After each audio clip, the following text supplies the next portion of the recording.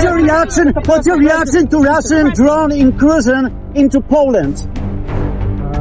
Could have been a mistake. But regardless, I'm not happy about anything having to do with that whole situation. But hopefully it's going to come. Sejumlah drone Rusia diketahui melanggar wilayah udara Polandia. Bahkan dikabarkan ada 19 pelanggaran wilayah udara yang terdeteksi dalam semalam Rabu 10 September 2025. Dari jumlah itu, setidaknya 3 drone berhasil ditembak jatuh. Tidak ada korban jiwa dalam insiden yang ia sebut sebagai aksi Rusia tersebut. Insiden ini sebagai pelanggaran yang tak pernah terjadi sebelumnya dan Polandia telah mengaktifkan artikel 4 NATO. Trump mengklaim bahwa intrusi pesawat nirawak Rusia ke Polandia baru-baru ini bisa jadi sebuah kesalahan. Ia menambahkan, tapi bagaimanapun ia tidak senang dengan apapun yang berkaitan dengan seluruh situasi itu dan berharap segera berakhir.